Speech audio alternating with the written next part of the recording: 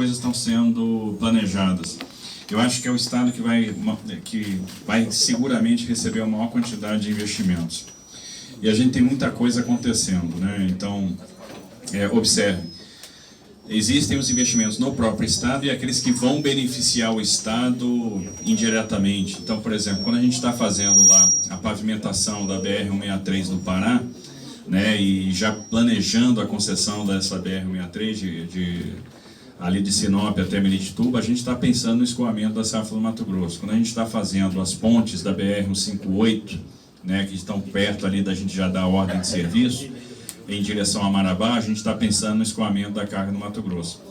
O leilão da Norte-Sul, de certa forma, vai servir ao Mato Grosso. Nós estamos agora com o processo de prorrogação da Malha Paulista no TCU, já em via de conclusão de análise, então em breve a gente vai ter a autorização do Tribunal de Contas para fazer essa prorrogação da concessão.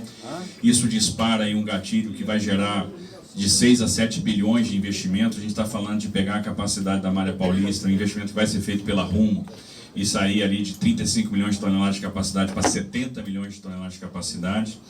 Até o final do mês a gente está enviando para o Tribunal de Contas o processo de prorrogação da Vale, das ferrovias da Vale, e vai gerar, a outorga gerada por essas prorrogações vai ser investida aqui no Mato Grosso e Goiás. A gente vai fazer a ferrovia de integração do Centro-Oeste, então a gente deve assinar o contrato este ano ainda, né, com relação a isso. Estamos trabalhando, né, numa saída para o 63, para essa concessão do 63, e vamos estruturar uma nova concessão, é o mais provável, para resolver o problema de investimento. Fora isso, nós vamos priorizar os investimentos aqui na travessia urbana de Rondonópolis, nas obras de duplicação que estão sob responsabilidade do DENIT, na BR-174, né, então, que são vias importantes para nós. Vamos trabalhar na concessão da 364 Rondônia, que é outra rota de escoamento para carga que sai do noroeste do Mato Grosso em direção a Porto Velho e de lá Itacoatiara. Enfim, esse processo de prorrogação da Malha Paulista, né, e no final das contas a gente estuda uma alteração legislativa para permitir as autorizações de ferrovia no Brasil, pode startar a prorrogação da ferrovia aqui em direção ao norte, né, em rumo a Cuiabá e até ao meio norte do Mato Grosso. Então, existe uma quantidade de investimento muito grande que vai ser aportada no Estado nos próximos anos para que justamente a gente aproveite esse potencial logístico do Estado, esse potencial produtivo, né, para que a gente viabilize a produção. A gente vem para cá e vê o Brasil que dá certo. Então, o Estado tem que fazer a sua obrigação também, proporcionar os meios de fazer com que os produtores possam continuar crescendo, continuar produzindo riqueza. Tiago? Ministro, há uma previsão da Ferro Norte até Cuiabá, de estender até Cuiabá, e a classe política alerta aí de maneira geral que a FICO vai ser construída e também a Ferrogrão, e que Cuiabá ficaria de fora desse ciclo novo de desenvolvimento. É essa a preocupação do governo federal? Eu acho que está no plano da Rumo a extensão da Ferronorte, né? E com o ramal para Cuiabá, eles estão verificando o potencial que existe, por exemplo, de transportar contêineres, né, de São Paulo para Cuiabá e vice-versa. Tem um potencial de carga ali, então isso foi colocado pela empresa, a gente vê isso com muito bons olhos e vamos trabalhar para viabilizar isso. E no final das contas, obviamente, quando a gente fala em Ferrogrão, FICO, a gente está pensando na logística de grãos, os portos, e não poderia deixar de ser diferente, né? FICO e Ferrogrão são duas concessões, são duas ferrovias que devem... A ideia nossa é fazer a concessão da Ferrogrão esse ano, né? Mais tarde, início do ano que vem, e a FICO é ter o contrato assinado esse ano, para que ano que vem já comece a obra, né? E obviamente a gente vê com muitos bons olhos a extensão da Ferronorte, que vai atender Cuiabá. Então acho que Cuiabá não vai ficar de fora, o Estado vai estar todo integrado, e o que a gente fizer aqui de logística para o Estado é pouco ainda, tem muito o que fazer. Bárbara? Oi, ministro. Em relação, efetivamente, os trâmites para que chegue essa malha ferroviária até Cuiabá, enfim, até o Nortão, o senhor pode nos dizer sobre isso? Coisa talvez fique muito simples, né? Assim, tem dois caminhos para a ferrovia chegar a Cuiabá. Agora isso obviamente depende da vontade do investidor. né, da percepção do investidor que tem carga lá. O primeiro caminho é você demonstrar a inviabilidade de ter uma concessão autônoma indo para Cuiabá, e a partir do momento que você demonstra a inviabilidade, você atribui esse trecho à própria concessionária que já opera até Rondonópolis, que é a Rumo. Você faria essa atribuição do trecho, eles poderiam fazer o investimento, tomar o risco de engenharia e fazer a operação. E o segundo caminho é um caminho que a gente está tentando trabalhar juntamente com o Congresso, e eu agradeço aqui o apoio dos parlamentares da bancada federal, né, em particular aqui do nosso senador Wellington Fagundes, do senador Jaime Campos, né, deputado Zé Medeiros, deputado Nery Guerra, que tem sempre nos ajudado nas demandas lá do Ministério da Infraestrutura. Eles têm uma ligação muito forte com a infra, e se preocupam muito com a logística do Mato Grosso, que é um projeto de lei que cria o regime de autorização no nosso ordenamento jurídico. E aí a coisa fica melhor, porque simplesmente, havendo a manifestação de vontade da concessionária, a gente autoriza aquele trecho. Então isso precisa de uma alteração legal, que está em curso, está andando bem no Congresso, hoje está no Senado, está na Comissão de Serviços e Infraestrutura. E a vantagem da autorização é que a gente começa a aproximar o nosso modelo do modelo norte-americano. Então o investidor tem o interesse ligado a ele, toma um risco de engenharia, ele vai lá, faz a ferrovia, e a grande vantagem é a perpetuidade. Isso traz uma percepção de segurança jurídica muito grande para o investidor, porque ele não tem a questão da reversibilidade do bem, ele não tem que devolver ao final de um período de amortização de capital aquele ativo para o Estado. Não, ele passa a ser proprietário daquele ativo, né? Então ele passa a ter uma liberdade maior no que diz respeito à regulação de tarifa e também a perpetuidade do bem. E a tarifa, no final das contas, ela tem que ser regulada pelo próprio mercado, né? O que o Ministério de Infraestrutura tem que fazer? Dar oferta. Quanto mais oferta de infraestrutura, menor tarifa, mais o preço do frete vai baixando. Bom dia, ministro. Aqui no estado ainda tem uma série de obras que estão paralisadas, muitas delas ainda remanescentes da época da Copa do Mundo. O estado, e não só Mato Grosso, em todo o país, não tem situação de caixa disponível para tocar essas obras. O governo federal tem acompanhado essa situação, está no radar do Ministério aí, dá algum tipo de apoio, liberação de verba nesse sentido para essas obras? Olha, é uma preocupação, né? A questão de obras paradas, né? Realmente, muito da paralisia se dá em função até da falta de orçamento. Se abriu muita frente no passado. E quando você não tem orçamento, você tem uma restrição fiscal, uma restrição orçamentária, você começa a abrir muita frente, abre uma obra, começa uma obrinha aqui, começa uma obrinha ali, pulveriza recursos, é o modelo de fracasso. Você vai abrir um monte de frente e não vai terminar nenhum. O que a gente está fazendo no Ministério da Infraestrutura? Concentrando esforço. A gente está pegando pouco dinheiro que tem e concentrando em elegendo prioridades, para a gente atacar aquelas obras e fecha o empreendimento que está aberto, né? Tira aquilo da frente, né? Abre espaço fiscal para atacar o próximo, e assim a gente vai fazer. Então a gente está elegendo algumas prioridades em cada estado para concentrar o recurso do Orçamento Geral da União nesses estados. E eu posso falar que essa preocupação é a mesma de outros ministérios que também mantêm vínculos com os estados, né? Ou que mantêm obras por meio de contratos de repasse, enfim, em todas as áreas, né? Em todos os setores. Existe essa preocupação e essa percepção que é necessário eleger prioridades e concentrar. Acaba o que está andando antes de abrir uma frente nova, e vai tirando isso da frente e liberando espaço de orçamento para que a gente possa ir concluindo as obras. Então, tudo que está parado para nós é prioridade, porque aquilo que está parado não gera valor, né? Não tem taxa de retorno, então é nisso que a gente tem que, vamos dizer, gastar energia. Governador, qual é a importância da vinda do ministro aqui para Mato Grosso, a relação com o governo federal que nós estamos estabelecendo? Bom dia a todos, cumprimento a todos aqui, nossos senadores, deputados federais, todos os representantes da Rumo. Primeiro, o ministro Tarcísio, ele ocupa hoje uma das mais importantes pastas do Ministério do presidente Jair Bolsonaro. Para nós, em especial no estado de Mato Grosso, o ministro ele tem mostrado, primeiro, grande conhecimento, grande capacidade técnica, grande capacidade de compreender os desafios da pasta do Ministério e, acima de tudo, um grande conhecimento do problema do nosso estado. Todos nós aqui, mato-grossenses, aqueles que estão aqui conosco, sabem do potencial que esse estado tem e conhecem também as enormes dificuldades que nós fomos capazes de vencer ao longo de tantos anos, fazendo aqui a mais competitiva na economia privada do agronegócio brasileiro e talvez do mundo. Que talvez, meus amigos, em nenhum lugar do planeta tenha alguém produzindo tanto como nós produzimos em Mato Grosso, com tanta dificuldade. Os americanos, eles são os maiores produtores mundiais das commodities agrícolas, mas a infraestrutura a logística deles é 3 vezes mais barata, mais econômica do que a nossa. Então isso mostra o potencial do nosso estado, mostra a competência, né, desses brasileiros que para cá vieram, que construíram aqui essa economia altamente competitiva.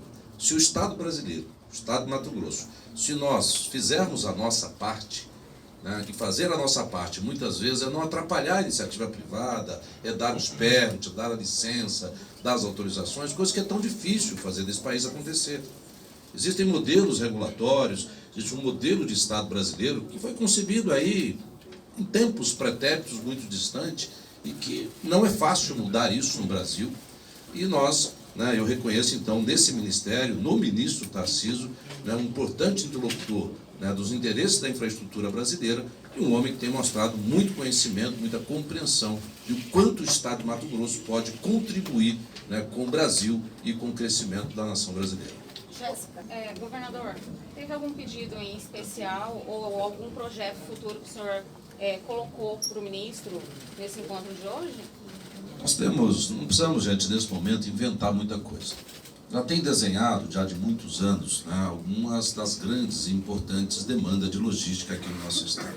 Então, óbvio, o ministro já falou sobre ela, todos nós temos falado, né, concluir essa duplicação da 163, fazer a 158, né, realmente, eu estive lá quarta-feira com o ministro, e eu tenho um defeito, ministro, às vezes eu faço muitas agendas, eu não fico às vezes mandando. Eu passei o dia inteiro, terça-feira em Brasília, estive com o senhor lá falando sobre isso, mas nós falamos sobre todos esses problemas logísticos do estado de Mato Grosso. Até hoje 163, 158, 242, 174, fazer a Ferrogrão acontecer de fato, criar as condições que está na mão hoje do Estado brasileiro, né, de dar os permits necessários, porque nós tivemos reunião com a diretoria da empresa, da Rumo, e ela já deixou muito claro, saindo isso, ela já tem projeto, ela já tem planejamento de fazer a extensão de um projeto aí de quase 600 quilômetros, que sai de Rondonópolis, passa por Cuiabá, chegando possivelmente ali a Lucas, Sorriso, porque existe grande capacidade de geração, de originação de carga naquela região, e ferrovia, meus amigos, é um modal para grande volume. Não vai a Cuiabá por Cuiabá, ela vai passar por Cuiabá, indo buscar cargas em outras regiões. Então já existe esse planejamento da empresa, ela já tinha colocado isso numa visita institucional que me fez lá como governador do estado de Mato Grosso, e ela demonstrou isso agora há pouco para várias autoridades, os senadores, nossa bancada federal e estadual aqui presente, mostrando esse planejamento. Então, o nosso diálogo com o ministro tem sempre nesse sentido, de todos esses projetos que estão desenhados e sonhados há décadas, né, possam andar e andar numa velocidade um pouco maior sob a direção dele agora no Ministério, que é um técnico competente e que tem mostrado muito compromisso com o Brasil e com o Mato Grosso. Justina. Estão sendo liberados aí. As obras? Essas obras em rodovias aqui, ferrovias aqui. Eu acho que ela está perguntando mais em relação a 163, né? A concessão principalmente. O ministro pode falar, acho, um pouco mais sobre isso.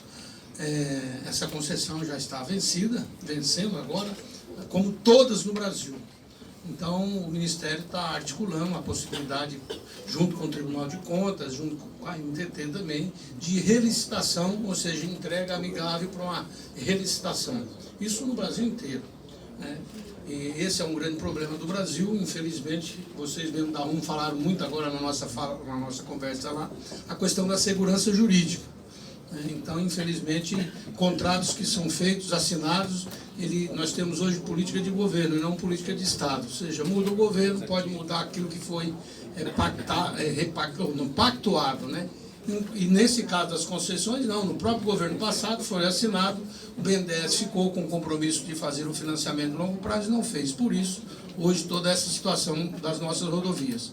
Mas eu acho que aqui é importante destacar o trecho de Rondonópolis a Cuiabá, que já tem dotação, as empresas agora cessou a chuva, então começa em ritmo bastante acelerado, inclusive o general Santos Filho está aqui. Cadê o Santos Filho? Está aqui, o Santos Filho está aqui, ele não caiu não, está aqui firme, que é o diretor-geral do DENIT, né? Inclusive já determinou Agora, já terminou essa semana, agora também as obras do contorno de Jaciara, que ali é um gargalo. Então, daqui até o final do ano, nós acreditamos que de Rondonópolis a Cuiabá vai estar, digamos, praticamente 90% concluída. Ficando ainda a travessia de Cuiabá, ali vai concluir até o Sinuelo, e para o ano que vem a travessia de Cuiabá. Aqui em Rondonópolis tem também alguns problemas, principalmente esses 2,3 km chegando ali no Trevão. Está sendo feita a duplicação do Trevão para a saída até o Lourencinho, para Pedra Preta. Essa questão aí, sim, nos causa muita preocupação, e a NTT já tivemos várias reuniões, e eu tenho certeza que, aliás, precisamos concluir. A empresa retomou o trabalho, 2,3 km só, que ficou, por que ficou no passado? Em função da possibilidade de um contorno inimaginável ainda, imaginável, e aí deixou 2,3 km parado. O ministro vai vir lá agora, mas claro, isso é uma determinação, uma definição da NTT, mas que para Rondonópolis é um gargalo, né? E talvez a Rumo aqui possa até falar mais, porque a Rumo estava dizendo, eles conseguem fazer aqui o tombamento, né? É isso o nome? De toda a carga num dia. Então, imagina se tem ali um acidente para um dia, já é um problema para também o funcionamento do terminal. Então, aquele ponto ali é o ponto mais complexo que nós temos hoje de Rondonópolis até Cuiabá. Não sei se o ministro quer fazer algum comentário sobre isso. Saindo daqui, nós vamos para Água Boa, certo?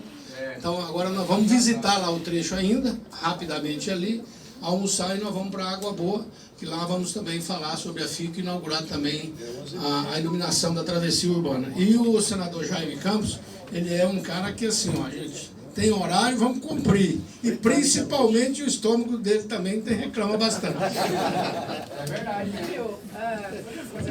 Não, calma aí, ele vai... Não, só dizer assim, complementar algumas coisas. Primeiro, acho que a parceria que a gente está tendo com o governador Mauro aqui está sendo legal, porque o governador está sempre presente lá, a gente tem discutido muitas questões aqui do Mato Grosso.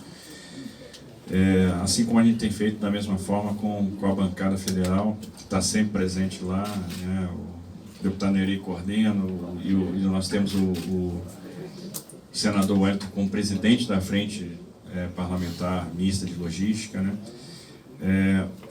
As concessões da terceira etapa de maneira geral, e a 163 em particular, são uma preocupação para o regulamento, para a devolução dessas concessões, de uma maneira que a gente minimize o dano, ou seja, que a gente consiga manter a operação até fazer a licitação de uma nova concessão. Então isso está muito perto de acontecer. E a ideia nossa então é fazer uma nova licitação, e aí sim num contrato mais bem estruturado, de maneira que a gente não tenha metas irreais, né? E consiga realmente fazer com que o investimento seja percebido, né? O ganho seja percebido pelo usuário, que é o que não está acontecendo hoje.